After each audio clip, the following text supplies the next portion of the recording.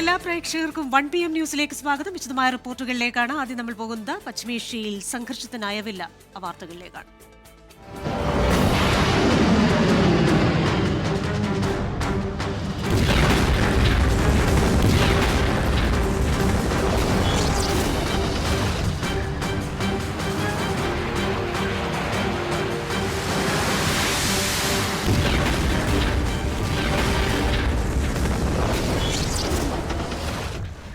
പരസ്പരം വെല്ലുവിളി തുടരുകയാണ് അമേരിക്കയും ഇറാനും. ഇറാൻ മരിച്ചെന്ന ട്രംപിന്റെ പരിഹാസത്തിന് അതേ നാണയത്തിൽ ഇറാന്റെ മറുപടിയും എത്തി. നിങ്ങളെ പുറത്താക്കിയിരിക്കുന്നു എന്നാണ് ട്രംപിനുള്ള മറുപടി. പി ജെയിംസ് ആണ് ഇപ്പോൾ ഇന്റർനാഷണൽ ഡെസ്കിൽ നിന്ന് വിവരങ്ങളുമായി ചേരുന്നത്. പി ജെയിംസ്, എന്തൊക്കെയാണ് വിശദാംശങ്ങൾ? ഉന്മേഷ്, വീണ്ടും യുദ്ധം കൂടുതൽ രൂക്ഷമായി തുടരുകയാണ്. പ്രത്യേകിച്ച് ഇസ്രായേലും ഇറാനും തമ്മിൽ പരസ്പരം അടിച്ചുകൊണ്ടിരിക്കുകയാണ്. അതിനിടയിലാണ് ഇപ്പോൾ ഇസ്രായേലിന് വലിയൊരു അന്വേഷണം വന്നിരിക്കുന്നത്. കാരണം ഇസ്രായേലിന് താങ്ങാവുന്നതിലപ്പുറമാണ് അവരുടെ ആയുധപ്പുര, അവരുടെ ന്യൂക്ലിയർ പ്ലാന്റിന് ആയിട്ടുള്ള ഡെമോണയിൽ കയറി ആക്രമിച്ചു എന്നുള്ളത്. ആക്രമിച്ചു എന്ന് മാത്രമല്ല, 200ഓളം പേർക്ക് ഗുരുതരമായി പരിക്കേറ്റു. അതേ തുടർന്നാണ് ഈ മണിക്കൂറുകളിൽ ഇറാനിലേക്ക് വലിയ ആക്രമണം ഇസ്രായേൽ നടത്തിക്കൊണ്ടിരിക്കുന്നത്. അതേക്കുറിച്ച് ഇസ്രായേലിലെ ഡെമോണയിൽ ഒരു പക്ഷേ ഇസ്രായേൽ ഒരിക്കലും പ്രതീക്ഷിച്ചില്ല ഡെമോണയിലേക്ക് കടന്നു കയറാൻ സാധിക്കുമെന്നുള്ളത്. ആ ആക്രമണം നടത്തിയതിനെക്കുറിച്ച് അവർ ആഭ്യന്തരമായിട്ടുള്ള അന്വേഷണം ആരംഭിച്ചിരിക്കുന്നു. എങ്ങനെയാണ് ഈ ഫെയിലിയർ ഉണ്ടായത്? അയൺ ഡോമുകൾക്ക് എന്തുകൊണ്ട് തടയാൻ പറ്റിയില്ല? അപ്പോൾ എത്തിയിരിക്കുന്ന ഒരു നിഗമനം, ക്ലസ്റ്റർ ബോംബുകളാണ് ഇറാൻ ഉപയോഗിക്കുന്നത്. ക്ലസ്റ്റർ ബോംബുകളുടെ പ്രത്യേകത 7 കിലോമീറ്ററൊക്കെ ഉയരത്തിൽ നിന്നുകൊണ്ട് സ്വയം അത് 25-30 സ്ഥലങ്ങളിലേക്ക്, ദിശകളിലേക്ക് അത് പൊട്ടിത്തെറിക്കുന്നു. 8 കിലോമീറ്റർ ചുറ്റളവിൽ വീഴുന്നു. അയൺ ഡോമുകൾക്ക് അത് തടയാൻ പറ്റില്ല. ഒരു ഡയറക്ഷനിലുള്ളത് തടയാൻ പറ്റുമായിരിക്കാം, പക്ഷേ 25 മുതൽ 80 തരത്തിൽ വരെ പൊട്ടിത്തെറിച്ചുള്ള ക്ലസ്റ്റർ ബോംബുകൾ അത് ഉപയോഗിക്കരുതെന്നാണ് അന്താരാഷ്ട്ര നിയമം. പക്ഷേ ഇപ്പോഴത്തെ ഇതിൽ അതൊക്കെ കാറ്റിൽ പറത്തിക്കൊണ്ടുള്ള യുദ്ധരീതികളാണ് നടക്കുന്നത്. ഒപ്പം തന്നെ ഹൈപ്പർസോണിക് മിസൈലുകൾ, ശബ്ദത്തേക്കാൾ വേഗതയിലുള്ള ഹൈപ്പർസോണിക് മിസൈലുകളും പ്രയോഗിക്കുന്നുണ്ട് ഇറാൻ. ഇസ്രായേലിലെ വെസ്റ്റ് ബാങ്ക് പ്രദേശം ഇസ്രായേല് അനധികൃതമായിട്ട് കയ്യിൽ വെച്ചിരിക്കുന്നതാണ്. അവിടേക്ക് ഇറാന്റെ മിസൈൽ പതിച്ചു എന്നുള്ള വാർത്തകൾ ഈ മണിക്കൂറുകളിൽ വരുന്നുണ്ട്. അപ്പോൾ വല്ലാത്ത അടിയും തിരിച്ചടിയുമാണ് നടക്കുന്നത്. ഇറാന്റെ വിദേശകാര്യമന്ത്രി അബ്ബാസ് അർഗച്ചി വലിയ രീതിയിൽ അമേരിക്കൻ ജനതയുടെയും അതുപോലെ തന്നെ ഇറാന്റെയും താല്പര്യമല്ല ഈ യുദ്ധം ഇസ്രായേലിന്റെ താല്പര്യമാണ്. ഇപ്പം ഇസ്രായേലിനെ ഒറ്റപ്പെടുത്തിക്കൊണ്ടുള്ള അടിയാണ് അടിച്ചിരിക്കുന്നത്. അതിനിടയിൽ ഇറാൻ മരിച്ചു എന്നുള്ള ട്രംപിന്റെ കളിയാക്കലിന് കടുത്ത ഭാഷയിൽ ട്രംപിനെ പുറത്താക്കിയിരിക്കുന്നു എന്നുള്ള രീതിയിൽ തന്നെ അവർ തിരിച്ചടിച്ചിട്ടുണ്ട്. അപ്പോൾ ഇറാനും അമേരിക്കയും തമ്മിലുള്ള വാഗ്വാദം തുടരുകയാണ്. അതിനിടയിലാണ് നാളെ രാവിലെ പുലർച്ചെ 5:45 ഈ സമയം അന്ത്യശാസനം തീരുന്നത്. ആ സമയം തീർന്നാൽ എന്ത് സംഭവിക്കുമെന്ന് അറിയില്ല.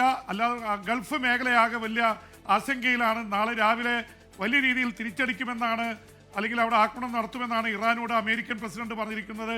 അങ്ങനെ വന്നാൽ ഗോർമൂസ് കടലെടുക്ക് അടയ്ക്കുമെന്ന് മാത്രമല്ല, ഗൾഫ് രാജ്യങ്ങളിലടക്കം അവിടുത്തെ കടൽ വെള്ളം ശുദ്ധീകരണ പ്ലാന്റുകളടക്കം ആക്രമിക്കുമെന്നുള്ള ആരോപണം കൂടി, അല്ലെങ്കിൽ അതിന്റെ ഭീഷണി കൂടി മുഴക്കിയിരിക്കുന്നു ഇറാൻ. ശരി, അങ്ങനെ അടിച്ചും തിരിച്ചടിച്ചും വാക്പോരുകളുമായി പശ്ചിമേഷ്യൻ സംഘർഷം തുടരുകയാണ്. പി ജെയിംസ് ആണ് ഇന്റർനാഷണൽ ഡെസ്കിൽ നിന്ന് വിശദാംശങ്ങളുമായി ചേർന്നത്. ഇനിയും രാജ്യത്തെ ഇന്ധന പ്രതിസന്ധിയുമായി ബന്ധപ്പെട്ട് പ്രധാനമന്ത്രി നരേന്ദ്രമോദി അല്പസമയത്തിനകം ലോക്സഭയിൽ പ്രസ്താവന നടത്തുമെന്നുള്ള വിവരം വരുന്നുണ്ട്. പശ്ചിമേഷ്യൻ സംഘർഷത്തിന് പിന്നാലെ ഉണ്ടായ ഇന്ധന പ്രതിസന്ധി ഒഴിവാക്കാനുള്ള തീവ്ര ശ്രമത്തിലാണ് രാജ്യം. 14.2 കിലോഗ്രാം പാചകവാതകം നിറയ്ക്കാവുന്ന ഗാർഹിക സിലിണ്ടർ 10 കിലോ ആക്കി ചുരുക്കാനാണ് എണ്ണക്കമ്പനികളുടെ നീക്കം. വിവരങ്ങളുമായി ബൽറാം നെടുങ്ങാടി ഡൽഹിയിൽ നിന്ന് ചേരുകയാണ്. Balram, good afternoon. ഇന്ധന പ്രതിസന്ധി അത് ഏത് രീതിയിലായിരിക്കും പാർലമെന്റിൽ പ്രധാനമന്ത്രി വിശദീകരിക്കുക? ഒപ്പം തന്നെ ഈ ഇന്ധന സിലിണ്ടറുകളുടെ, ഗാർഹിക സിലിണ്ടറുകളുടെ വെയിറ്റ് കുറയ്ക്കാനുള്ള ഒരു തീരുമാനത്തിലേക്കും അല്ലെങ്കിൽ നീക്കത്തിലേക്കും പോകുന്നുണ്ടല്ലോ OMCകൾ.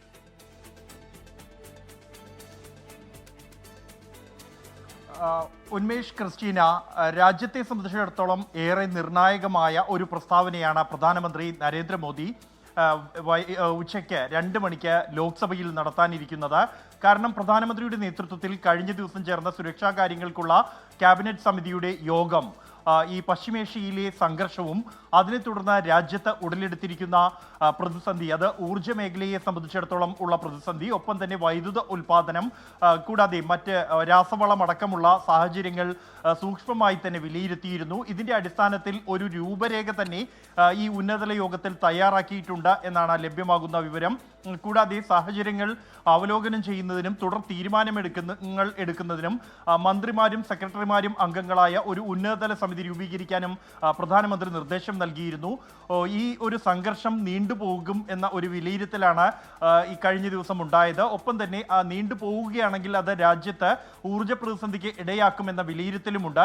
നിലവിൽ രാജ്യത്തെ വൈദ്യുത ഉൽപാദനത്തെ ബാധിക്കാത്ത തരത്തിൽ കൽക്കരി ഖനികളിൽ ഉൽപാദനവും അതിന്റെ വിതരണവും നടക്കുന്നുണ്ട് എന്നുള്ളതാണ് കൽക്കരി മന്ത്രാലയം ഈ ഒരു യോഗത്തിൽ അറിയിച്ചിരിക്കുന്നത്. ഒപ്പം തന്നെ രാസവള മേഖലയെയും ഇത് ബാധിക്കാതെ മുന്നോട്ട് കൊണ്ടുപോകാനുള്ള തീരുമാനം എടുത്തിട്ടുണ്ട് ഈ യോഗത്തിൽ. ഈ യോഗത്തിന്റെ തുടർച്ചയായാണ് പ്രധാനമന്ത്രി നരേന്ദ്രമോദി ഇന്ന് പാർലമെന്റിൽ സംസാരിക്കാൻ തീരുമാനിച്ചിരിക്കുന്നത്. സഭ സമ്മേളിക്കുന്ന ഘട്ടത്തിൽ നിർണായക പ്രഖ്യാപനങ്ങൾ നടത്തുമ്പോൾ അത് പാർലമെന്റിനകത്ത് തന്നെ നടത്തുക എന്നുള്ളതാണ് രീതി. അതുകൊണ്ട് തന്നെ ഇന്നത്തെ പ്രധാനമന്ത്രിയുടെ പ്രസ്താവനയിൽ തുടർ നീക്കങ്ങൾ, അത് നിയന്ത്രണങ്ങളോ അല്ലെങ്കിൽ മറ്റെന്തെങ്കിലും കാര്യങ്ങൾ അടക്കമുള്ള വിഷയങ്ങൾ സംബന്ധിച്ച് കേന്ദ്ര സർക്കാരിന്റെ നിലപാട് അത് പാർലമെന്റിൽ പ്രധാനമന്ത്രി തന്നെ ഇന്ന് വിശദീകരിക്കുകയാണ്. ഒപ്പം തന്നെ ഈ ഒരു പ്രതിസന്ധി, സിലിണ്ടറുകളുടെ LPG സിലിണ്ടറുകളുടെ പ്രതിസന്ധി തുടരുന്ന പശ്ചാത്തലത്തിൽ അത് പരിഹരിക്കുന്നതിനുള്ള ഒരു ഇടക്കാല മാർഗമായാണ് എണ്ണ വിതരണ കമ്പനികൾ ഈ ഗാർഹിക സിലിണ്ടറുകൾ 14.2 കിലോയുടെ ഗാർഹിക സിലിണ്ടറുകളിൽ ഇനി മുതൽ 10 കിലോയിലേക്ക് അതിൻ്റെ ഇന്ധനം നിറയ്ക്കുന്ന ഒരു തീരുമാനത്തിലെ കുറിച്ച് ആലോചിക്കുന്നത്. ഇതിലൂടെ നിലവിലുള്ള ഊർജം കൂടുതൽ പേരിലേക്ക് എത്തിക്കാൻ ഉള്ള ഒരു നടപടിയായാണ് ഇത് വിലയിരുത്തപ്പെടുന്നത്. ഇതുമായി ബന്ധപ്പെട്ടുള്ള അന്തിമ തീരുമാനവും ഉടൻ തന്നെ ഉണ്ടാകും. പരമാവധി പേരിലേക്ക് നിലവിൽ കൈവശമുള്ള ഇന്ധനം എത്തിക്കുക എന്നുള്ളതാണ് ഈ എണ്ണ വിതരണ കമ്പനികൾക്ക് കേന്ദ്ര സർക്കാർ നൽകിയിരിക്കുന്ന നിർദ്ദേശം. എന്തായാലും പ്രധാനമന്ത്രിക്ക് എന്താണ് ഈ വിഷയത്തിൽ പറയാനുള്ളത് എന്നുള്ളത് നിർണായകമാണ്. ഉന്മേഷ്, ക്രിസ്റ്റീന. പ്രതിസന്ധിയുണ്ട്. ആ പ്രതിസന്ധി ഏത് രീതിയിലായിരിക്കും പ്രധാനമന്ത്രി പാർലമെന്റിൽ വിശദീകരിക്കുക എന്ന് കണ്ടറിയാം. ഒപ്പം തന്നെ ഉള്ളതുകൊണ്ട് ഓണം പോലെ കഴിയണം എന്ന ഒരു നിർദ്ദേശമായിരിക്കാം ഈ സിലിണ്ടറുകളുടെ വെയിറ്റ് കുറയ്ക്കുക എന്നതിലൂടെയൊക്കെ ഉദ്ദേശിക്കുന്നത്. ഇറാൻ ആക്രമണം രൂക്ഷമായിരിക്കെ അമേരിക്കയുമായുള്ള സുരക്ഷാ പങ്കാളിത്തം ശക്തിപ്പെടുത്തുമെന്ന് UAE ഇപ്പോൾ പറയുന്നുണ്ട്. വെടിനിർത്തൽ മാത്രമല്ല ഗൾഫ് മേഖലയുടെ ലക്ഷ്യം എന്നാണ് UAE ഇപ്പോൾ വിശദീകരിക്കുന്നത്. ഇതിനിടെ അബുദാബിയിൽ മിസൈലിന്റെ അവശിഷ്ടം പതിച്ച ഇന്ത്യക്കാരന് പരിക്കേറ്റു. ഇറാൻ ആക്രമണം ആഴത്തിലുള്ള ജിയോ പൊളിറ്റിക്കൽ പ്രത്യാഘാതങ്ങൾ ഉണ്ടാക്കുന്നു. പാരമ്പര്യേതര സുരക്ഷാ സംവിധാനങ്ങൾ ശക്തിപ്പെടുത്താനുള്ള സമയമാണിത്. വെടിനിർത്തൽ മാത്രമല്ല ഗൾഫ് മേഖലയുടെ ലക്ഷ്യം. ആണവ ആക്രമണം ഉൾപ്പെടെ നേരിടാൻ രാഷ്ട്രം സജ്ജമാകും. ഒപ്പം അമേരിക്കയുമായുള്ള സുരക്ഷാ പങ്കാളിത്തം ശക്തിപ്പെടുത്തുമെന്നും UAE പ്രസിഡന്റിന്റെ നയതന്ത്ര ഉപദേഷ്ടാവ് ഡോക്ടർ അൻവർ ഗർഗാഷ് എക്സ് പോസ്റ്റിലൂടെ വ്യക്തമാക്കി. അബുദാബിയിൽ മിസൈലിന്റെ അവശിഷ്ടം പതിച്ച് ഇന്ത്യക്കാരന് പരിക്കേറ്റു. അൽ ഷവാമേഖ് പ്രദേശത്ത് പ്രതിരോധ സേന തകർത്ത മിസൈലിന്റെ അവശിഷ്ടങ്ങൾ വീണാണ് അപകടം. UAE ഇന്നലെ ആകെ നേരിട്ടത് 4 മിസൈലുകളും 25 ഡ്രോണുകളുമാണ്. ബഹ്റൈൻ, കുവൈത്ത് എന്നിവിടങ്ങളിലും പുലർച്ചെ ആക്രമണമുണ്ടായി. സൗദിയിലെ കിഴക്കൻ പ്രവിശ്യയ്ക്ക് നേരെ വന്ന 12 ഡ്രോണുകൾ പ്രതിരോധ സേന തകർത്തു. 24 ദുബായ്. മറ്റൊരു വാർത്തയിലേക്ക്. SNDP യോഗം ജനറൽ സെക്രട്ടറി സ്ഥാനത്ത് നിന്ന് അയോഗ്യനാക്കിയ വിധിയിൽ വെള്ളാപ്പള്ളി നടേശന് ആശ്വാസം. അയോഗ്യനാക്കിയ ഹൈക്കോടതി സിംഗിൾ ബെഞ്ച് ഉത്തരവ് ഡിവിഷൻ ബെഞ്ച് സ്റ്റേ ചെയ്തു. വിഷ്ണു സുരേഷാണ് ഇപ്പോൾ കൊച്ചിയിൽ നിന്ന് വാർത്തയുടെ വിശദാംശങ്ങളുമായി ചേരുന്നത്. വിഷ്ണു, ഇപ്പോൾ തൽക്കാലത്തേക്ക് ആശ്വാസമാണ് വെള്ളാപ്പള്ളിക്ക്. എന്തൊക്കെയാണ് വിവരങ്ങൾ വിഷ്ണു? ഉന്മേഷ, മാർച്ച് 12-ാം തീയതിയാണ് വെള്ളാപ്പള്ളി നടേശനെ അയോഗ്യനാക്കി സിംഗിൾ ബെഞ്ച് ഉത്തരവ് പുറപ്പെടുവിച്ചത്. വെള്ളാപ്പള്ളി നടേശൻ, മകൻ തുഷാർ വെള്ളാപ്പള്ളി അടക്കമുള്ള ഈ ബോർഡിന്റെ ഡയറക്ടേഴ്സിനെയാണ് അയോഗ്യനാക്കിയത്. അതിൽ പ്രധാനപ്പെട്ട കാര്യം 3 വർഷത്തെ കണക്ക്, തുടർച്ചയുള്ള 3 വർഷത്തെ കണക്ക് ഹാജരാക്കുന്നതിൽ പരാജയപ്പെട്ടു. ഒപ്പം ഡിൻ നമ്പറുമായി ബന്ധപ്പെട്ടുള്ള പ്രശ്നങ്ങളും ഉണ്ടായിരുന്നു. ഈ 2 വിഷയങ്ങൾ ചൂണ്ടിക്കാണിച്ചാണ് ജസ്റ്റിസ് TR രവിയുടെ ബെഞ്ച് വെള്ളാപ്പള്ളി നടേശൻ അടക്കമുള്ള ബോർഡ് മെമ്പർമാരെ അയോഗ്യനാക്കിക്കൊണ്ട് ഉത്തരവ് പുറപ്പെടുവിച്ചത്. ഇതിനെതിരെയാണ് വെള്ളാപ്പള്ളി നടേശൻ ഡിവിഷൻ ബെഞ്ചിനെ സമീപിച്ചത്. ആ ഘട്ടത്തിൽ പറഞ്ഞ 2 പ്രധാനപ്പെട്ട കാര്യങ്ങൾ: ഒന്ന് ഈ ഡിൻ നമ്പറുമായി ബന്ധപ്പെട്ടുള്ള വിഷയമാണ്. കേന്ദ്ര സർക്കാരിന്റെ ഡിൻ നമ്പർ ഞങ്ങൾക്കുണ്ട്, ആ സംസ്ഥാന സർക്കാരിന് ഡിൻ നമ്പർ എന്നുള്ളൊരു പ്രൊവിഷൻ തന്നെയില്ല. ആ ഒരു പശ്ചാത്തലത്തിൽ അത് നിലനിൽക്കില്ല. മറ്റൊന്ന് ഈ സംസ്ഥാന ഭരണസമിതിയുമായി ബന്ധപ്പെട്ടുള്ള കാര്യങ്ങളും അതോടൊപ്പം തന്നെ സിംഗിൾ ബെഞ്ചിന് ഈ ഹർജി പരിഗണിക്കുന്നതിന് അർഹതയില്ല എന്നുള്ള കാര്യങ്ങളാണ്. പ്രത്യേകിച്ച് അത് കമ്പനി നിയമങ്ങളുമായി ബന്ധപ്പെട്ടുള്ള ബെഞ്ചാണ് പരിഗണിക്കേണ്ടത് തുടങ്ങിയ ഈ രണ്ട് കാര്യങ്ങളാണ് പ്രാഥമികമായി നിലവിൽ വെള്ളാപ്പള്ളി നടേശന്റെ അഭിഭാഷകൻ ഹൈക്കോടതിയിൽ ചൂണ്ടിക്കാണിച്ചത്. വിശദമായ വാദത്തിലേക്ക് കടന്നില്ല, പ്രാഥമിക വാദം മാത്രമാണ് നടന്നത്. ആ ഘട്ടത്തിലാണ് ഇപ്പോൾ വെള്ളാപ്പള്ളി നടേശന് താൽക്കാലിക ആശ്വാസമായി സിംഗിൾ ബെഞ്ച് ഉത്തരവ് സ്റ്റേ ചെയ്തിരിക്കുന്നത്. ഇത് അന്തിമ വിധിക്ക് വിധേയമായിരിക്കും ഈ സ്റ്റേ എന്നുള്ളതും ഏറെ ശ്രദ്ധേയമായ കാര്യമാണ്. എതിർകക്ഷികൾക്ക് ഹൈക്കോടതി നോട്ടീസ് നൽകിയിട്ടുണ്ട്. 3 മാസത്തിനുള്ളിൽ തന്നെ മറുപടി സത്യവാങ്മൂലം നൽകാനാണ് നിർദ്ദേശിച്ചിട്ടുള്ളത്. ഉന്മേഷ്. ശരി വിഷ്ണു സുരേഷാണ് കൊച്ചിയിൽ നിന്ന് വാർത്തയുടെ വിശദാംശങ്ങൾ നൽകിയത്. ഇനി നമ്മൾ തെരഞ്ഞെടുപ്പ് വിശദാംശങ്ങളിലേക്കാണ്. തെരഞ്ഞെടുപ്പ് ചൂടിന്റെ പാരമ്യത്തിലാണ് സംസ്ഥാനം. പത്രിക നൽകാൻ ഇനി കുറച്ച് സമയം മാത്രമാണ് അവശേഷിക്കുന്നത്. മൈജി ഫ്യൂച്ചർ വോട്ടുത്സവം കേരള ഇലക്ഷൻ സമർപ്പിക്കുന്നത് മൈജിയാണ് ഫ്യൂച്ചർ.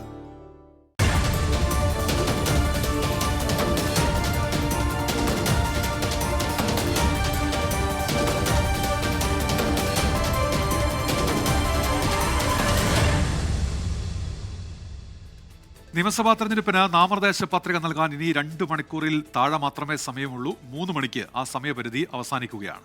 പ്രതിപക്ഷ നേതാവ് വി ഡി സതീശൻ, മന്ത്രി G R Anil, V N Vasavan തുടങ്ങിയവർ ഇന്ന് നാമനിർദ്ദേശ പത്രിക നൽകി.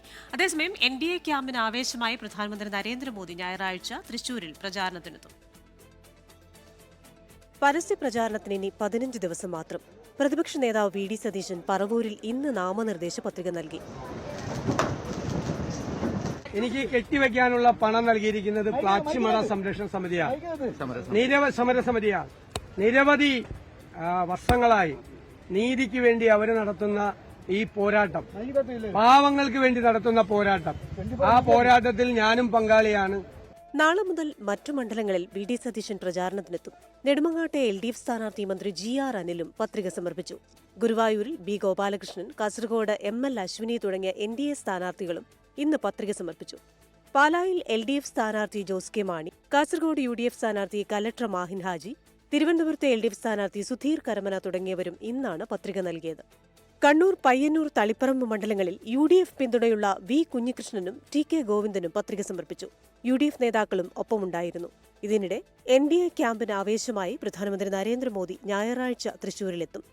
തൃശൂരിൽ പ്രധാനമന്ത്രി റോഡ് ഷോ നടത്തും. പാലക്കാടും പ്രധാനമന്ത്രി പ്രചാരണം നടത്തും. Election desk 24. 10 വർഷത്തെ വികസന നേട്ടങ്ങൾ എണ്ണിപ്പറഞ്ഞ് LDFന്റെ ജില്ലാതല പ്രചാരണങ്ങൾക്ക് തുടക്കം കുറിച്ച് മുഖ്യമന്ത്രി പിണറായി വിജയൻ. കോൺഗ്രസിനെയും BJPയെയും കടന്നാക്രമിച്ചായിരുന്നു പത്തനംതിട്ടയിൽ മുഖ്യമന്ത്രിയുടെ വാർത്താസമ്മേളനം. ശബരിമല വിഷയവുമായി ബന്ധപ്പെട്ട് മുഖ്യമന്ത്രിയോട് ഇന്ന് ചോദ്യങ്ങളുണ്ടായി. പക്ഷേ ഈ സ്വർണ്ണക്കൊള്ള വിഷയം LDFന് തിരിച്ചടിയാകില്ല എന്നാണ് മുഖ്യമന്ത്രി ഇന്ന് വ്യക്തമാക്കിയത്. തിരുവല്ലയിൽ നിന്നായിരുന്നു മുഖ്യമന്ത്രി പിണറായി വിജയന്റെ തിരഞ്ഞെടുപ്പ് പര്യടനത്തിന് തുടക്കം. LDF സർക്കാരിന്റെ കാലത്തെ ഭരണ നേട്ടങ്ങൾ ഓരോന്നായി മുഖ്യമന്ത്രി എടുത്തു പറഞ്ഞു. ആരോഗ്യമേഖലയുടെ നേട്ടങ്ങളിലൂന്നിയായിരുന്നു മുഖ്യമന്ത്രിയുടെ വാർത്താസമ്മേളനം. സാധാരണക്കാരോടുള്ള LDF സർക്കാരിന്റെ കരുതൽ ഏറ്റവും വ്യക്തമായ മേഖലയാണ് ആരോഗ്യമേഖല. ഇവിടെ LDF UDF ഭരണകാലയളവിലെ ആരോഗ്യരംഗത്തെ നേട്ടങ്ങളുടെ താരതമ്യം നന്നാകും. ഇത്തരമൊരു മാറ്റം എത്രത്തോളം വലുതായി ഉണ്ടായി എന്നത് മനസ്സിലാക്കാൻ ആ താരതമ്യം സഹായിക്കും. ശബരിമല വിഷയം UDFും BJPയും പ്രചരണമായുധമാക്കിയാലും അത് LDFനെ ബാധിക്കില്ല. പത്മകുമാറിനെതിരെ പാർട്ടി നടപടി സ്വീകരിച്ചെന്നും മുഖ്യമന്ത്രി പറഞ്ഞു. ശബരിമല വിഷയത്തിൽ ഒരു കാര്യം വ്യക്തമാണ്, LDF സർക്കാർ കൃത്യതയോടെയാണ് നിലപാടുകൾ സ്വീകരിച്ചിട്ടുള്ളത്. പത്മകുമാറിന് ജാമ്യം കിട്ടിയ ഉടനെ ഞങ്ങൾ ചെയ്തത് അദ്ദേഹത്തെ എല്ലാ ഉത്തരവാദിത്തങ്ങളിൽ നിന്നും മാറ്റി നിർത്തിക്കൊണ്ട് അന്വേഷണം നടത്തുകയാണ്. ഇപ്പോൾ അതിന്റെ ഭാഗമായിട്ടാണ് മറ്റു തീരുമാനങ്ങൾ ഉണ്ടാവുക. ഇപ്പോൾ ആ സ്ഥിതിയിലാണ് കിടക്കുന്നത്. G. സുധാകരനുമായി ബന്ധപ്പെട്ട ചോദ്യത്തോട് മുഖ്യമന്ത്രി പ്രതികരിച്ചില്ല. പത്തനംതിട്ട ജില്ലയിലെ 5 നിയോജക മണ്ഡലങ്ങളിലും മുഖ്യമന്ത്രി പര്യടനം നടത്തും. 24 പത്തനംതിട്ട. നേരത്തെ സൂചിപ്പിച്ച പോലെ തന്നെ നാമനിർദ്ദേശ പത്രിക സമർപ്പിക്കാനുള്ള സമയപരിധി ഇന്ന് ഉച്ചകഴിഞ്ഞ് 3 മണിക്ക് അവസാനിക്കുകയാണ്. നാളെയാണ് സൂക്ഷ്മ പരിശോധന നടക്കുക. പത്രിക പിൻവലിക്കാനുള്ള അവസാന ദിവസം വ്യാഴാഴ്ചയാണ്. അതോടെ മുഴുവൻ സ്ഥാനാർത്ഥി ചിത്രവും വ്യക്തമാകും. വിവരങ്ങളുമായി ഷഫീദ് റാവുത്തർ തിരുവനന്തപുരത്ത് നിന്ന് ചേരുകയാണ്. Shafeed, good afternoon. ഇനിയിപ്പോൾ നാമനിർദ്ദേശ പത്രിക സമർപ്പിക്കാൻ 2 മണിക്കൂറിൽ താഴെ മാത്രമാണ് അവശേഷിക്കുന്നത്. എന്താണ് ഇപ്പോൾ തെളിയുന്ന ഒരു ചിത്രം? കൃഷ്ണ നേരത്തെ സൂചിപ്പിച്ചതുപോലെ തന്നെ കേരളത്തിൽ തെരഞ്ഞെടുപ്പ് രംഗം കൂടുതൽ ഷഫീദ്, ശബ്ദത്തിൽ ചെറിയൊരു സാങ്കേതിക പ്രശ്നമുണ്ട്. ഷഫീദിലേക്ക് എത്താം.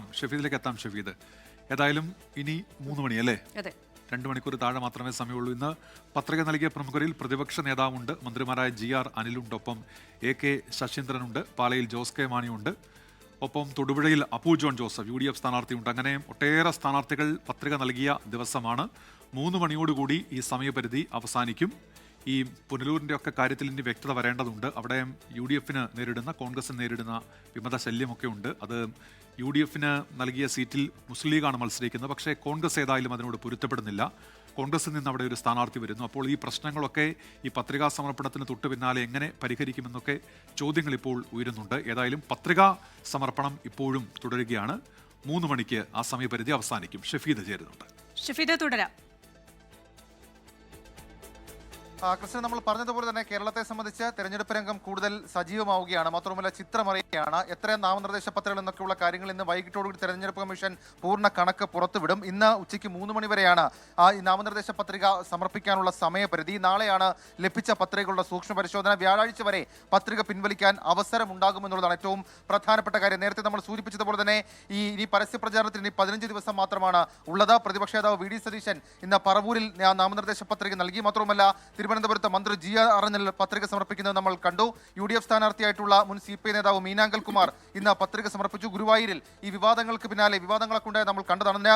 V ഗോപാലകൃഷ്ണൻ നൽകി. കാസർഗോഡ് ML അശ്വിനി തുടങ്ങിയ NDA സ്ഥാനാർത്ഥികളും ഇന്ന് പത്രിക സമർപ്പിച്ചു. നേമത്തെ UDF സ്ഥാനാർത്ഥിയായിട്ടുള്ള KS ശബരിനാഥനും ഇന്ന് തിരുവനന്തപുരത്ത് പത്രിക നൽകിയിട്ടുണ്ട്. മാത്രമല്ല ഈ വിവാദ വിഷയങ്ങളടക്കമുള്ള കാര്യങ്ങൾ സജീവമായി ഇങ്ങനെ നിലനിൽക്കുമ്പോൾ, രാഷ്ട്രീയമായി ചർച്ചയാകുമ്പോൾ, നാമനിർദ്ദേശ പത്രിക അതേപോലെ തന്നെ സൂക്ഷ്മ പരിശോധന അടക്കമുള്ള കാര്യങ്ങൾ കഴിയുമ്പോഴായിരിക്കും ഏതൊക്കെ മണ്ഡലങ്ങളിൽ അല്ലെങ്കിൽ വിമതരുണ്ട്, ഏതൊക്കെ പാർട്ടികൾക്കായിരിക്കും തലവേദന എന്നൊക്കെയുള്ള കാര്യങ്ങൾ അറിയാൻ കഴിയുക. ഇതുവരെയുള്ള കണക്കുകൾ കഴിഞ്ഞ ദിവസം തെരഞ്ഞെടുപ്പ് കമ്മീഷൻ പുറത്തുവിട്ടിരുന്നു. ഇന്ന് അർദ്ധരാത്രിയോടുകൂടി അല്ലെങ്കിൽ വൈകിട്ട് രാത്രിയോടുകൂടി ഇതുമായി ബന്ധപ്പെട്ട ഒരു അന്തിമ കണക്ക് തെരഞ്ഞെടുപ്പ് കമ്മീഷനിൽ നമുക്ക് പ്രതീക്ഷിക്കാം. ഉന്മേഷ്, ക്രിസ്റ്റീന.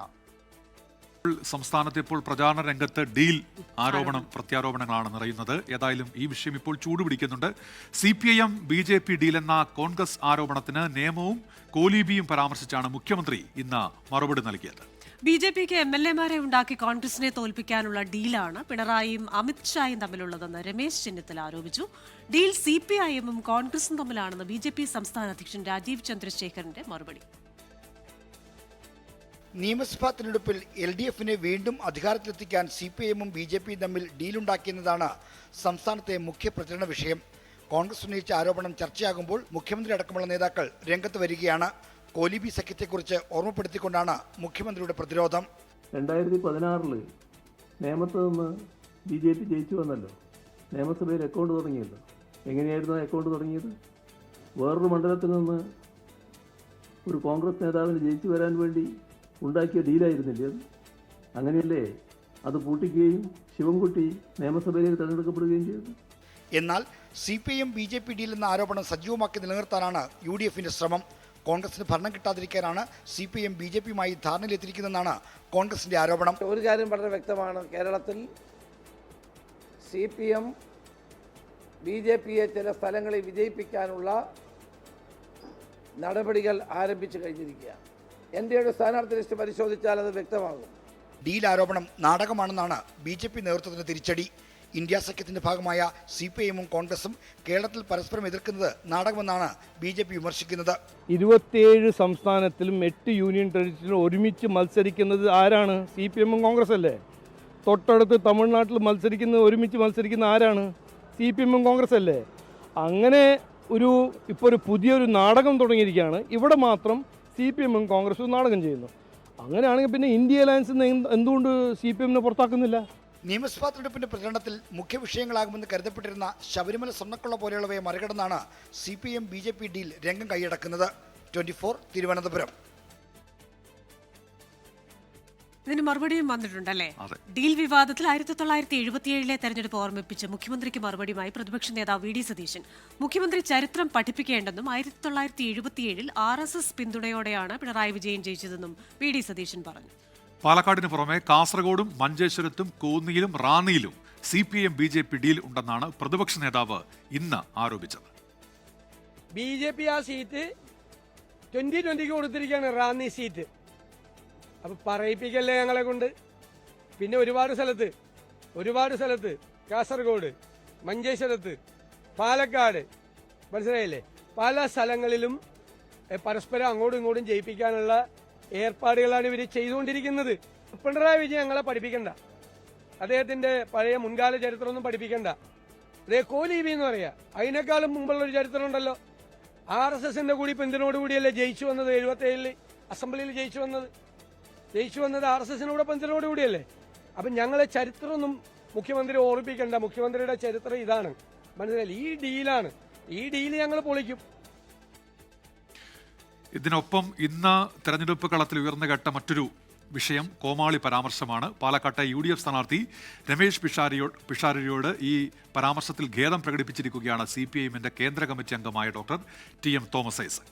തനിക്കെതിരായ പരാമർശത്തിൽ രമേശ് പിഷാരടി പ്രതികരണവുമായി എത്തിയതിനു പിന്നാലെയാണ് TM തോമസ് ഐസക്കിന്റെ ഖേദപ്രകടനം. ഇതിനിടയിൽ രമേശ് പിഷാരടിയെ അരസംഖ്യയെന്നും കോമഡി താരമെന്നും വിശേഷിപ്പിച്ച് CPIM പാലക്കാട് ജില്ലാ സെക്രട്ടറി EN സുരേഷ് ബാബു രംഗത്തെത്തി. ജനങ്ങൾക്ക് അംഗീകാരമുള്ള സ്ഥാനാർത്ഥികളെ കൊണ്ട് ഇങ്ങനെയൊക്കെ കോമാളി വേഷം കെട്ടി നടക്കുന്ന നടന്മാരെയൊക്കെ പിടിച്ച് ഒരു ദിവസം കൊണ്ടേ വെച്ചിട്ട് അയ്യോ ഞങ്ങൾക്ക് വോട്ട് കിട്ടുന്നില്ല, ഞങ്ങളുടെ വോട്ട് LDF ഭിന്നിപ്പിക്കാൻ പോണെന്ന് പറഞ്ഞ് നടന്നിട്ട് വല്ല കാര്യമുണ്ട്. പാലക്കാട് CPIM BJP ഡീൽ എന്ന കോൺഗ്രസ് ആരോപണത്തിലായിരുന്നു ഇന്നലെ TM തോമസ് ഐസക്കിന്റെ ഈ പ്രതികരണം. കലാകാരന്മാർ CPIMന് വെറുക്കപ്പെട്ടവരായത് എന്നാണെന്ന് ഐസക്കിനോട് രമേശ് പിഷാരടിയുടെ ചോദ്യം. ഇവർക്ക് എന്നു മുതലാണ് കലയും കലാകാരനും ഒക്കെ ഇത്രയും കാണാൻ വയ്യാത്ത ആളാകുന്നത്? അത് അവനവനോടൊപ്പം നിൽക്കാത്ത എല്ലാവരും വെറുക്കപ്പെടേണ്ടതാണ് എന്നുള്ളൊരു പ്രത്യയശാസ്ത്രം ഇങ്ങനെ പ്രചരിപ്പിക്കുന്നത് എന്തുകൊണ്ടാണ് എന്ന് എനിക്ക് മനസ്സിലാകുന്നില്ല സത്യത്തിൽ. ഇതോടെ ഖേദപ്രകടനവുമായി TM Thomas Isaac. Palakkad LDF ഉണ്ടാക്കിയിട്ടുള്ള ഏതോ ഡീലിനെ കുറിച്ച് ചോദ്യങ്ങൾ ചോദിക്കുകയുണ്ടായി. അതിന് വിശദീകരണം നൽകുന്ന വേളയിൽ കോമാളി എന്നൊരു പ്രയോഗം ഞാൻ നടത്തി. അത് പാലക്കാട്ടെ UDF സ്ഥാനാർത്ഥിക്ക് മനോവിഷമം ഉണ്ടാക്കിയതിൽ എനിക്ക് ഖേദമുണ്ട്. താൻ ഏറെ ബഹുമാനിക്കുന്ന നേതാവെന്നും ഖേദം പ്രകടിപ്പിക്കേണ്ട കാര്യമില്ലെന്നും രമേശ് പിഷാരടി. തോമസ് ഐസക് ഖേദം പ്രകടിപ്പിച്ചെങ്കിലും രമേശ് പിഷാരടിയെ വിടാതെ CPIM നേതാവ് AK ബാലനും ജില്ലാ സെക്രട്ടറി EN സുരേഷ് ബാബുവും. പാലക്കാട് ജില്ലയിൽ കോൺഗ്രസിന് ആകെയുള്ളൊരു മണ്ഡലം പാലക്കാട് മണ്ഡലമാണ്. അങ്ങനെയുള്ളവിടെ എന്തിനാണ് ഇത്രയും ദുർബലനായ, ഒരു രാഷ്ട്രീയമായ ഒരു ധാരണയുമില്ലാത്ത ഒരാളെ കൊണ്ട് മത്സരിപ്പിച്ചത്? അതിനൊരു ലക്ഷ്യമില്ലേ? അരസംഖ്യയുടെ മനസ്സുമായി UDFന്റെ സ്ഥാനാർത്ഥിത്വം, ആ സ്ഥാനാർത്ഥിത്വമാണ് യഥാർത്ഥത്തിൽ കാലാകാലമായി BJP കോൺഗ്രസ് ഡീലിന്റെ തുടർച്ച. പാലക്കാട് ഡീൽ ആരോപണത്തിൽ വാക്പോര് കടുക്കുന്നതിനിടെയാണ് ഇതിന്റെ ചുവട് പിടിച്ച് UDF സ്ഥാനാർത്ഥിയെ ലക്ഷ്യമിട്ടുള്ള പരാമർശങ്ങൾ. 24 പാലക്കാട്, പത്തനംതിട്ട. എന്തായാലും പുനലൂരിൽ UDFന് ആശ്വാസമായിരിക്കുകയാണ്. കോൺഗ്രസ് വിമത സ്ഥാനാർത്ഥി സഞ്ജയ് ഖാൻ പിന്മാറിയിരിക്കുകയാണ്. KC വേണുഗോപാൽ നേരിട്ട് സംസാരിച്ചതിനെ തുടർന്നാണ് ഈ പിന്മാറ്റം. സൂര്യഗായത്രി ഇപ്പോൾ കൊല്ലത്തുനിന്ന് ചേരുന്നുണ്ട്. സൂര്യഗായത്രി, ഇത് രണ്ടാമത്തെ തലവേദനയായിരുന്നു. ഒടുവിൽ അതും ഇപ്പോൾ കോൺഗ്രസ് നേതാക്കളുടെ ഇടപെടലിനെ തുടർന്ന് ഒഴിയുകയാണ്. എന്തൊക്കെയാണ് വിവരങ്ങൾ സൂര്യഗായത്രി? ഉന്മേഷ്, പുനലൂരിൽ നാമനിർദ്ദേശ പത്രിക സമർപ്പിക്കില്ലെന്നാണ് സഞ്ജയ് ഖാൻ പറഞ്ഞിരിക്കുന്നത്. AICC ജനറൽ സെക്രട്ടറി KC വേണുഗോപാലിന്റെ നിർദ്ദേശപ്രകാരമാണ് ഇത്തരത്തിലൊരു തീരുമാനമെടുത്തിരിക്കുന്നത്. ഇന്ന് 12:30 മണിക്ക് നാമനിർദ്ദേശ പത്രിക താൻ സമർപ്പിക്കുമെന്നുള്ളതാണ് സഞ്ജയ് ഖാൻ പറഞ്ഞിട്ടുണ്ടായിരുന്നത്. പക്ഷെ നാമനിർദ്ദേശ പത്രിക സമർപ്പിക്കുന്നതിന് മുൻപ് കാണണമെന്ന് KC വേണുഗോപാൽ സഞ്ജയ് ഖാനെ അറിയിച്ചിട്ടുണ്ടായിരുന്നു.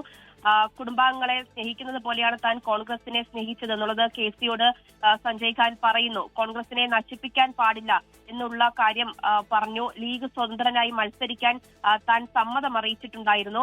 നാമനിർദ്ദേശ പത്രിക താൻ സമർപ്പിക്കില്ല എന്നുള്ള ഒരു ഉറപ്പ് KC വേണുഗോപാലൻ നൽകിയതിന് പിന്നാലെയാണ് ഇത്തരത്തിലൊരു പ്രതികരണം സഞ്ജയ് ഖാൻ നടത്തിയിട്ടുണ്ടായിരുന്നത്.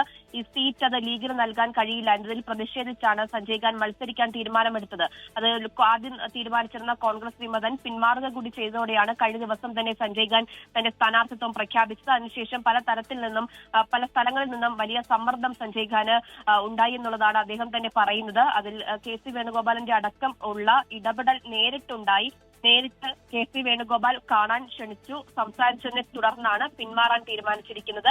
UDF-ന് പിന്തുണ നൽകുമെന്നും ഇന്നു മുതൽ തന്നെ UDF സ്ഥാനാർത്ഥിക്ക് വേണ്ടി, അതായത് മുസ്ലിം ലീഗ് സ്ഥാനാർത്ഥി നൌഷാദ് യൂനുസിന് വേണ്ടി പ്രവർത്തിക്കുമെന്നുമാണ് സഞ്ജയ് ഖാൻ ഇപ്പോൾ അറിയിച്ചിരിക്കുന്നത്. അങ്ങനെ പുനലൂരിലെ നിലനിന്നിരുന്ന പ്രശ്നങ്ങൾ അത് പരിഹരിക്കപ്പെടുകയാണ്. UDF-ന്റെ തലവേദന ഒഴിയുകയാണ്.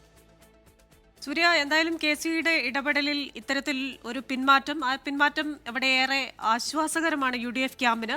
ഒപ്പം തന്നെ അദ്ദേഹം പൂർണ്ണ മനസ്സോടുകൂടെ UDF ക്യാമ്പിനൊപ്പം ചേർന്ന് ഈ ഒരു പ്രചാരണ കാലഘട്ടത്തിലുടനീളം കൂടെ നിൽക്കുമെന്ന് ഒരു വാഗ്ദാനം കൂടി നൽകുന്നുണ്ടല്ലോ അല്ലേ?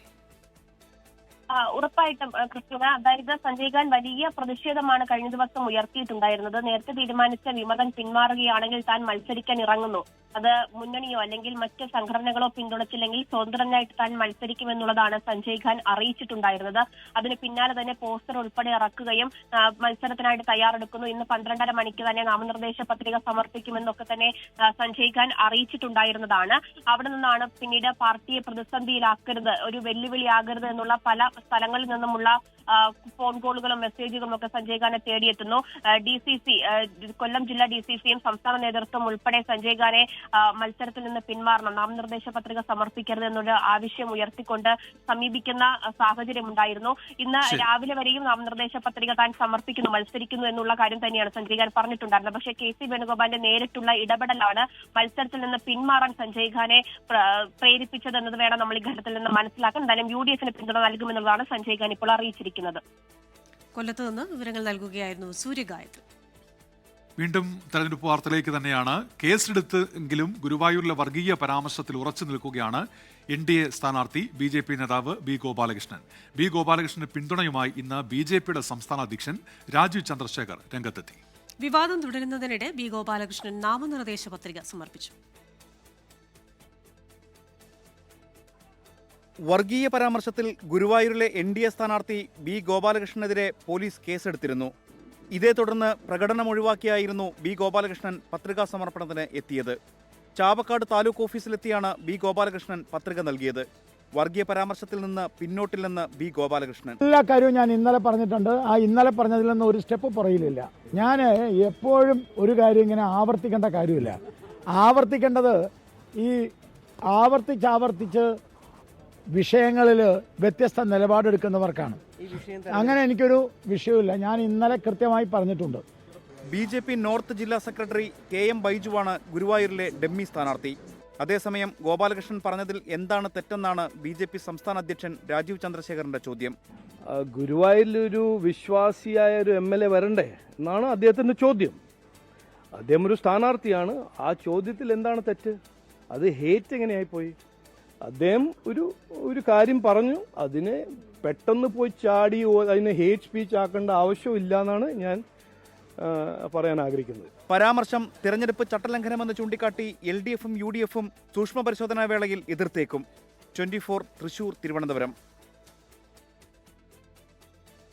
ഈ തെരഞ്ഞെടുപ്പ് പ്രഖ്യാപനത്തിന് ശേഷം കോൺഗ്രസിനെ ഏറ്റവും വലച്ചത് K. സുധാകരന്റെ അതൃപ്തിയായിരുന്നു. അത് തുടരുന്നോ ഇല്ലയോ എന്ന് നമുക്കൊന്ന് നോക്കാം. MP-മാർ നിയമസഭയിലേക്ക് മത്സരിക്കേണ്ടെന്ന് തീരുമാനിക്കും മുമ്പ് കോൺഗ്രസിൽ മതിയായ ചർച്ച നടന്നിട്ടില്ലെന്ന് K. സുധാകരൻ MP. താൻ ഉൾപ്പെടെയുള്ളവർക്ക് അഭിപ്രായം പറയാൻ അവസരം ലഭിച്ചില്ലെന്നും K. സുധാകരൻ 24-നോട് പറഞ്ഞു. പ്രതീക്ഷ നൽകാതെ ആദ്യമേ ഒരു നിലപാട് പ്രഖ്യാപിച്ചിരുന്നെങ്കിൽ ഈ പ്രതിസന്ധി ഒഴിവാക്കാമായിരുന്നു. മുൻകൂട്ടി പറഞ്ഞിരുന്നുവെങ്കിൽ അത് ഒരു ചർച്ച വെച്ചാൽ മതിയായിരുന്നു. ആ ചർച്ച വെച്ച് ഞങ്ങളെ പോലുള്ള എല്ലാ ആളുകളെയും വിളിച്ചിരുത്തി ആ ചർച്ചയിൽ ഞങ്ങളെ പങ്കാളികളാക്കിയിരുന്നുവെങ്കിൽ അതിൻ്റെ ഗുണവും ദോഷവും നമ്മളത് പറഞ്ഞ് മനസ്സിലാക്കിക്കുമായിരുന്നു. അതിനൊരു അവസരം നമുക്ക് കിട്ടിയിട്ടില്ല. അത് അവരുടെ ഒരു നേതൃത്വത്തിൻ്റെ ഒരു ലാക്ക് ഓഫ് അദ്ദേഹം ലാക്ക് ഓഫ് എന്ന് പറഞ്ഞ അവിടെ നിർത്തുകയാണ്. അതിൽ എല്ലാമുണ്ട്. നേതൃത്വത്തിന് സംഭവിച്ച ഒരു പാളിച്ച എന്ന് അദ്ദേഹം അത് പറയാതെ പറയുകയാണ്. തന്നെ സ്നേഹിക്കുന്നവർ ബാലറ്റിൽ പ്രതിഷേധിച്ചാൽ അത് പാർട്ടിക്ക് ഗുണകരമാകില്ല എന്നുകൂടി അദ്ദേഹം പറയുന്നുണ്ട്. പാർട്ടിക്ക് ദോഷം ചെയ്യരുതെന്ന് പ്രവർത്തകരെ പറഞ്ഞ് മനസ്സിലാക്കുകയാണെന്നും അദ്ദേഹം ഇപ്പോൾ പറയുന്നു. ബാലറ്റിൽ പ്രതിഷേധിക്കുന്നത് പാർട്ടിക്ക് ഗുണമല്ലല്ലോ. അപ്പോൾ സ്വാഭാവികമായി എൻ്റെ അടുക്ക് വന്ന അഭിപ്രായം ചോദിക്കാറുണ്ട്. അഭിപ്രായം ചോദിക്കുമ്പോൾ ഞാൻ പറയാറ് പാർട്ടിക്ക് ഗുണകരമായ തീരുമാനം മാത്രമേ നിങ്ങൾ കൈക്കൊള്ളാവൂ. അതല്ലാതെ പാർട്ടിക്ക് ദോഷം വരുന്ന ഒരു തീരുമാനവും ഒരിക്കലും ഒരു കാലത്തും നിങ്ങൾ എടുക്കാൻ പാടില്ല. പാർട്ടിയാണ് നമുക്ക് വലുത്. പാർട്ടി തീരുമാനം അന്തിമമായ തീരുമാനമായി നിങ്ങൾ മുഖവിലക്കെടുക്കണം എന്ന ഉപദേശമേ ഞാൻ കൊടുക്കാറുള്ളൂ. എനിക്ക് അഖിലേന്ത്യാ പ്രസിഡന്റ് കാർഗേജി എന്നെ വിളിച്ചിട്ടുണ്ട് പറഞ്ഞിരുന്നു കുറച്ച് ദിവസം കഴിഞ്ഞിട്ട് you come and meet me, you have to discuss something എന്ന് പറഞ്ഞിട്ടുണ്ട്. അദ്ദേഹം എന്താണ് ഉദ്ദേശിക്കുന്നത് എനിക്കറിയില്ല. ഞാനൊരു 5 ദിവസം കഴിഞ്ഞാൽ ഞാൻ അദ്ദേഹത്തെ കാണാൻ പോകും. കണ്ട് സംസാരിക്കട്ടെ, എന്നിട്ട് നമുക്ക് ബാക്കി പറയും. 24-ന്റെ ആൻസർ പ്ലീസ് പരിപാടിയിലാണ് കെ സുധാകരന്റെ പ്രതികരണം വന്നത്. ഇന്ന് വൈകിട്ട് 5:30 ഈ ഒരു അഭിമുഖത്തിന്റെ പൂർണ്ണരൂപം പ്രേക്ഷകർക്ക് കാണാം. ഇനി നമ്മൾ തെരഞ്ഞെടുപ്പുമായി ബന്ധപ്പെട്ട പതിവ് സെഗ്മെന്റിലേക്കാണ് പോകുന്നത് അല്ലേ? ഇനി മീനച്ചൂടിൽ കന്നിക്കാർ.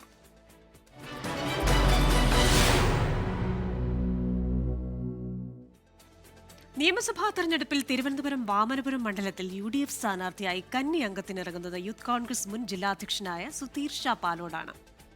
പതിറ്റാണ്ടുകളായി LDF കോട്ടയായ വാമനപുരത്ത് മണ്ഡലം പിടിച്ചെടുക്കുക എന്ന ഒറ്റ ലക്ഷ്യമാണ് സുധീർ ഷാ പാലോടിന് മുന്നിൽ. നിലവിൽ ജില്ലാ പഞ്ചായത്ത് അംഗമാണ് സുധീർ ഷാ പാലോട്.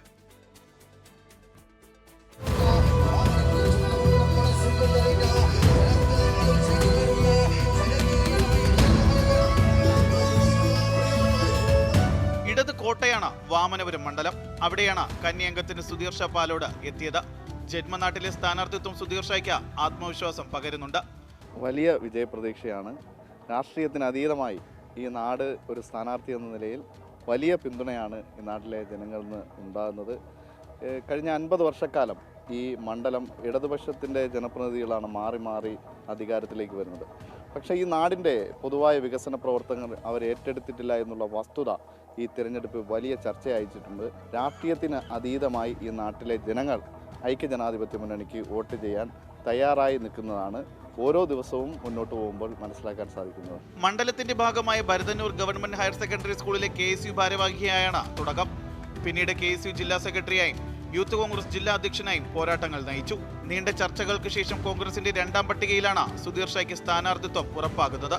മണ്ഡലത്തിൽ സാധ്യതാ പട്ടികയിൽ ഒപ്പമുണ്ടായിരുന്നവരും സീറ്റ് ലഭിക്കാത്തവരും നിരാശരാകാതെ പ്രചാരണത്തിന് ഒപ്പമുണ്ട്. സ്ഥാനാർത്ഥിയൊന്നും വൈകിയിട്ടില്ല. പാർട്ടി ഉചിതമായ ചർച്ചകൾക്കൊടുവിൽ സ്ഥാനാർത്ഥിയെ തീരുമാനിച്ചു. എല്ലാവരും ഒറ്റക്കെട്ടായി ടീം വർക്കായി സ്ഥാനാർത്ഥിയെ പ്രഖ്യാപിച്ചു കഴിഞ്ഞു കഴിഞ്ഞാൽ ഒറ്റക്കെട്ടായി ഐക്യജനാധിപത്യ മുന്നണിയുടെ വിജയത്തിന് വേണ്ടി എല്ലാം മറന്ന് മുന്നോട്ട് പോകുന്നതാണ്.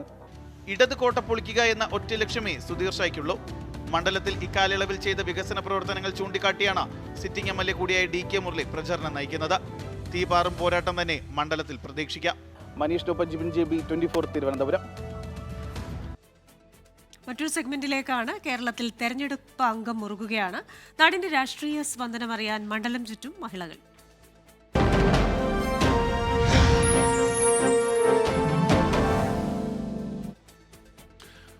മലപ്പുറത്ത് വികസനം വരണമെന്നും മാറ്റം അനിവാര്യമെന്നും LDF സ്ഥാനാർത്ഥി KT മുജീബ്.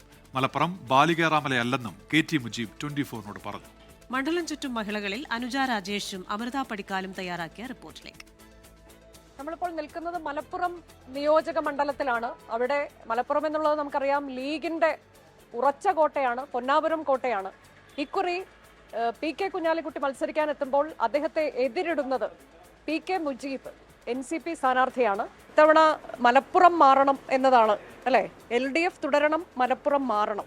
എളുപ്പമാണോ? അതെ, അതാണ് നമ്മുടെ സ്ലോഗൻ. എളുപ്പമാണോ എന്ന് ചോദിച്ചാൽ 2006 ഇവിടെ ഒരു ആവർത്തിക്കാനുള്ള ഒരു സാധ്യതകൾ നമ്മൾ കാണുന്നുണ്ട്. അതായത് ആളുകൾക്ക് ഒരു മാറ്റം ആഗ്രഹിക്കുന്ന ജനങ്ങളാണല്ലോ. അപ്പോൾ മലപ്പുറത്തുകാർക്കും ഒരു മാറ്റം സ്വാഭാവികമായിട്ടും ആഗ്രഹിക്കാനുള്ള അവകാശമുണ്ടല്ലോ. അപ്പോൾ അതിൻ്റെ അടിസ്ഥാനത്തിൽ ഞങ്ങൾക്ക് ശുഭപ്രതീക്ഷയാണുള്ളത്. പക്ഷേ ലീഗ് മാത്രം ജയിക്കുന്ന മണ്ഡലമാണ് ഇത്രയും കാലമായിട്ട്. അപ്പോൾ ഏത് രീതിയിൽ എങ്ങനെ മുന്നോട്ട് പോയാൽ മണ്ഡലം പിടിക്കാൻ പറ്റുമെന്നാണ് കരുതുന്നത്? അല്ല, ലീഗ് മാത്രം ജയിച്ചിരുന്ന പല മണ്ഡലങ്ങളും ഇപ്പോൾ LDFന്റെ സ്ഥാനാർത്ഥികളും മന്ത്രികളൊക്കെയാണല്ലോ ഇപ്പോൾ അവിടെ MLA ആയിട്ട് നിലകൊള്ളുന്നത്. അപ്പോൾ സ്വാഭാവികമായിട്ടും ഇതൊരു ബാലികേറാമലയല്ല മലപ്പുറം എന്നാണ് ഞങ്ങൾക്ക് മനസ്സിലായിട്ടുള്ളത്. ഇത്തവണ PK കുഞ്ഞാലിക്കുട്ടിയാണ്. അപ്പോൾ കുറച്ചുകൂടി മത്സരം കടുക്കുവോ? അങ്ങനൊന്നും ഞാൻ കരുതുന്നില്ല. PK കുഞ്ഞാലിക്കുട്ടി XOY എന്നുള്ളത് എല്ലാതൊരു വിഷയം. നമ്മൾ മുന്നോട്ട് വെക്കുന്ന ആശയങ്ങൾ, അത് ജനങ്ങൾ സ്വീകരിച്ചു കഴിഞ്ഞാൽ നമുക്ക് നല്ലതായിട്ടുള്ളൊരു പ്രതീക്ഷയാണുള്ളത്. എന്താണ് ഈ മലപ്പുറം മാറണമെന്ന് പറയുന്നത്? ഇപ്പോൾ ഈ കഴിഞ്ഞ എത്രയോ വർഷങ്ങളായി ലീഗ് തന്നെയാണ് മലപ്പുറത്തിന്. ലീഗും മലപ്പുറവും തമ്മിൽ നമുക്ക് വേറിട്ട് നിർത്താൻ കഴിയില്ല. അപ്പോൾ അവിടെ മാറ്റം വരേണ്ടത് എവിടെയാണ് മലപ്പുറത്തിന്? അതായത് നമുക്ക് മലപ്പുറത്തുള്ള ഇവിടുത്തെ 2-3 ഹോസ്പിറ്റൽ, ഗവൺമെൻറ് ഹോസ്പിറ്റലുകൾ നിങ്ങൾ ജസ്റ്റ് പോകുമ്പോഴൊന്ന് കയറി നോക്കിയാൽ മതി. അപ്പോൾ അറിയാം മറ്റുള്ള സ്ഥലങ്ങളും മലപ്പുറവും തമ്മിലുള്ള വ്യത്യാസം. ഇവിടെ എല്ലാ കാര്യത്തിനും നല്ലൊരു സ്റ്റേഡിയമോ മറ്റൊരു കാര്യങ്ങളും ഇല്ല.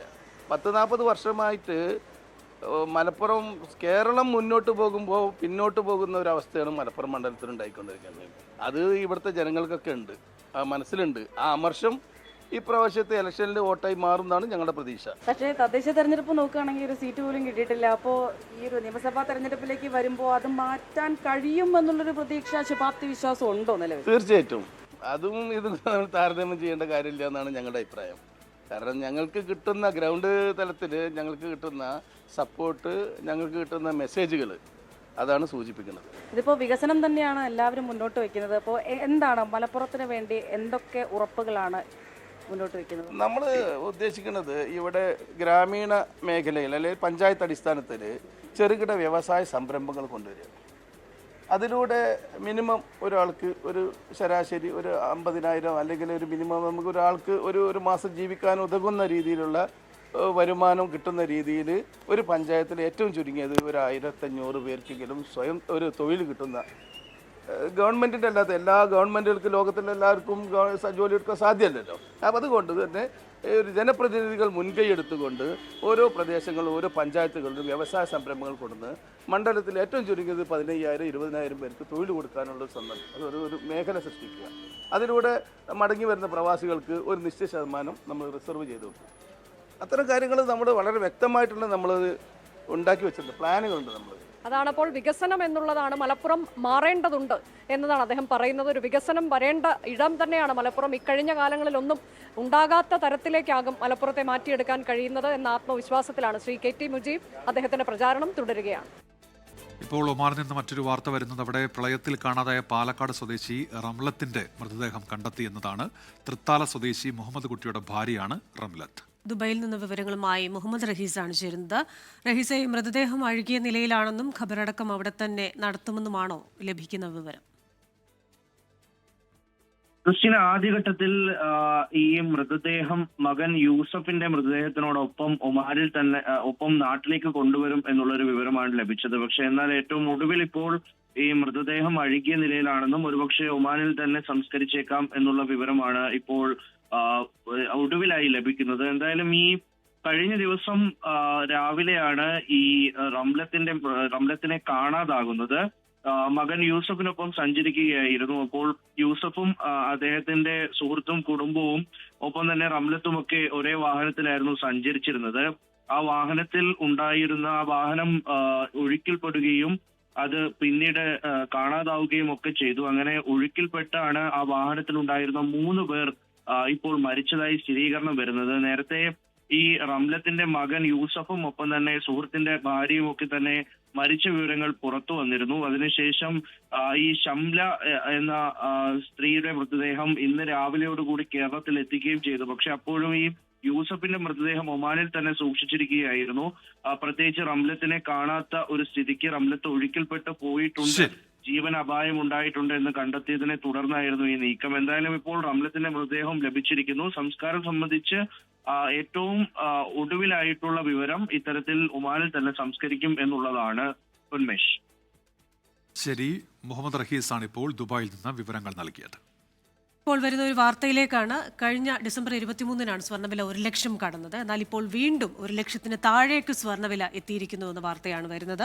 ഇപ്പോൾ ഒരു പവന്റെ വില 99,480 രൂപയായി കുറഞ്ഞിരിക്കുകയാണ്. കുത്തനെ ഇടിയുകയാണ് സ്വർണ്ണവില. രാവിലെയും 4,360 രൂപ കുറഞ്ഞിരുന്നു. വിവരങ്ങളുമായി വിപിൻ സി വിജയനാണ് ചേരുന്നത്. വിപിൻ, തുടർച്ചയായ ദിവസങ്ങളിൽ സ്വർണ്ണവില കുറയുകയാണ്. ഒരു സുരക്ഷിത നിക്ഷേപം എന്നതിലുപരി പലിശ നിരക്കൊക്കെ കൂടാൻ സാധ്യതയുണ്ട്. അതുകൊണ്ട് തന്നെ സ്വർണ്ണത്തിലുള്ള നിക്ഷേപകർ കുറയ്ക്കുകയാണ്. എന്തായാലും പവന് വില ഇപ്പോൾ 1 ലക്ഷത്തിൽ താഴെ എത്തിയിരിക്കുന്നു. രാവിലെ 1,02,680 രൂപ കൊടുത്തവർ ഇനി ഉച്ചയ്ക്ക് ശേഷം ജ്വല്ലറികളിൽ എത്തുമ്പോൾ 99,480 രൂപ കൊടുത്താൽ മതിയാകും ഒരു പവൻ, അല്ലേ? അതെ, തീർച്ചയായിട്ടും സ്വർണം വാങ്ങാനിരിക്കുന്നവർക്ക് വലിയ ആശ്വാസം നൽകുന്ന വാർത്ത തന്നെയാണ്. 1 ലക്ഷത്തിൽ താഴെ വീണ്ടും സ്വർണ്ണവില എത്തിയിരിക്കുന്നു എന്നുള്ളതാണ്. 1 ഗ്രാമിന് 12,435 രൂപയാണ് ഇപ്പോഴിതാ ഉച്ചയ്ക്ക് ശേഷമുള്ള തുക. ഒപ്പം 1 പവന് 99,430 രൂപയായിട്ട് മാറിയിരിക്കുന്നു. കഴിഞ്ഞ കുറച്ച് ദിവസങ്ങളായി തന്നെ തുടർച്ചയായി സ്വർണത്തിന്റെ വില കുറഞ്ഞു വരികയായിരുന്നു. പക്ഷേ അത് ഒരു ചെറിയ ചാഞ്ചാട്ടമാണെന്നും ഉയരാനാണ് സാധ്യത എന്നുള്ളതുമാണ് വിദഗ്ധർ പറഞ്ഞിരുന്നത്. പക്ഷേ ഇപ്പോൾ അത് 1 ലക്ഷത്തിൽ താഴെ എത്തിയിരിക്കുന്നു എന്നുള്ളതാണ്. ഇന്ന് ഒരു ദിവസം കൊണ്ട് മാത്രം കുറഞ്ഞിരിക്കുന്നത് 7,560 രൂപയാണ്. കാരണം രാവിലെ 4,000-ഓളം രൂപ കുറഞ്ഞിരുന്നു. ഇപ്പോഴിതാ 3,200 രൂപ 1 പവന് കുറഞ്ഞിരിക്കുകയാണ്. അങ്ങനെ 1 ലക്ഷത്തിൽ താഴെ വീണ്ടും എത്തിയിരിക്കുന്നു. ഏറ്റവും റെക്കോർഡ് തുകയായി 1,31,000 വരെയൊക്കെ 1 പവന് പോയത് നമുക്ക് അറിയാവുന്നതാണ്. അതിൽ നിന്നാണ് തുടർച്ചയായ കുറവ് ഇപ്പോൾ അത് 1 ലക്ഷം എന്നുള്ളതിൽ നിന്നും താഴെ എത്തിയിരിക്കുന്നത്. ക്രിസ്റ്റീന. ശരി, ഈ മാസത്തെ ഏറ്റവും കുറഞ്ഞ നിരക്കാണെന്ന് രേഖപ്പെടുത്തിയിരിക്കുന്നത്. ഇന്ന് മാത്രം 1 പവന് കുറഞ്ഞത് 7,560 രൂപയാണ്. ഈ മാസം ഇതുവരെ കുറഞ്ഞത് 1 പവന് 31,800 രൂപയാണ്. മുസ്ലിം ലീഗ് സംസ്ഥാന അധ്യക്ഷൻ പാണക്കാട് സാദിഖ് അലി ശിഹാബ് തങ്ങൾക്കെതിരായ സൈബർ പ്രചാരണത്തിൽ പോലീസ് ഇപ്പോൾ കേസെടുത്തു. മുസ്ലിം ലീഗിന്റെ പരാതിയിലാണ് സൈബർ പോലീസിന്റെ നടപടി. നിയമ നടപടിയുമായി മുന്നോട്ടെന്ന് പാണക്കാട് കുടുംബവും പ്രതികരിച്ചു. അപകീർത്തിപ്പെടുത്തൽ, പ്രകോപനം സൃഷ്ടിക്കൽ, വ്യാജരേഖ ചമയ്ക്കൽ തുടങ്ങിയ കുറ്റങ്ങൾക്കാണ് പോലീസ് കേസെടുത്തത്. ഷാനു എന്ന വ്യാജ ഫേസ്ബുക്ക് അക്കൗണ്ട് വഴിയായിരുന്നു സാദിഖ് അലി തങ്ങൾക്കെതിരായ ആരോപണങ്ങൾ. മുസ്ലിം ലീഗിന്റെ പരാതിയിലാണ് സൈബർ പോലീസ് കേസെടുത്തത്. സാദിഖ് അലി തങ്ങളെ വ്യക്തിപരമായി തേജോവധം ചെയ്യാനുള്ള നീക്കത്തെ എന്ത് വില കൊടുത്തും എതിർക്കുമെന്ന PK കുഞ്ഞാലിക്കുട്ടി. മുസ്ലിം ലീഗിനെയും UDF-നെയും രാഷ്ട്രീയമായി നേരിടലാണ് മാന്യതയെന്ന് PMA സലാമും പ്രതികരിച്ചു. വ്യാജ പ്രചാരണത്തിൽ കുടുംബത്തിന് വലിയ വേദനയുണ്ടെന്ന് പാണക്കാട് മുനവർ അലി ശിഹാബ് തങ്ങൾ. അതിൽ സ്വാഭാവികമായും ഇങ്ങനെ സമൂഹ മാധ്യമത്തിൽ തേജോധം ചെയ്യുമ്പോൾ പ്രയാസമുണ്ടാവും. പക്ഷെ അത് രാഷ്ട്രീയപരമായും നിയമപരമായും നമ്മൾ നേരിടും. അതിനുവേണ്ട എല്ലാ നടപടികളുമായി പാർട്ടി മുന്നോട്ട് പോയിട്ടുണ്ട്. അപ്പോൾ അതാരും ആ രീതിയിൽ അത് വിശ്വസിക്കില്ല. അത് അത്രയധികം രീതിയിൽ ഗൗരവത്തിലെടുക്കില്ല. അതിന് വലിയ വില നൽകേണ്ടി വരും. സാദിഖ് അലി തങ്ങളെ സമൂഹ മാധ്യമത്തിൽ താറടിച്ചു കാണിക്കാൻ നടത്തുന്ന കുൽസിത നീക്കങ്ങൾക്കെതിരെ ജാഗ്രത പുലർത്തണമെന്ന് ഇടതു സഹയാത്രികനും തവനൂരിലെ LDF സ്ഥാനാർത്ഥിയുമായ KT ജലീൽ പ്രതികരിച്ചു. അതേസമയം ആരോപണങ്ങൾ ഉന്നയിച്ച ഫേസ്ബുക്ക് അക്കൗണ്ട് ഇപ്പോൾ അപ്രത്യക്ഷമായിട്ടുണ്ട്. 24 മലപ്പുറം. കളമശ്ശേരിയിൽ പെൺകുട്ടിക്ക് നേരെ ഉണ്ടായത് കവർച്ചാശ്രമമല്ലെന്നും പീഡിപ്പിക്കുകയായിരുന്നു ലക്ഷ്യമെന്നും പോലീസ്. മദ്യലഹരിയിലാണ് ആക്രമണം നടത്തിയതെന്നും കൂട്ടുപ്രതികളില്ലെന്നും കൊച്ചി DCP ഷഹൻഷാ പറഞ്ഞു. പ്രതി പാലക്കാട് അഗളി സ്വദേശിയെ കോടതിയിൽ ഹാജരാക്കി റിമാൻഡ് ചെയ്യും. ഇന്നലെയാണ് പാലക്കാട് അഗളിയിലുള്ള വീട്ടിലെത്തി കളമശ്ശേരി പോലീസ് സാഹസികമായി പ്രതിയെ പിടികൂടുന്നത്.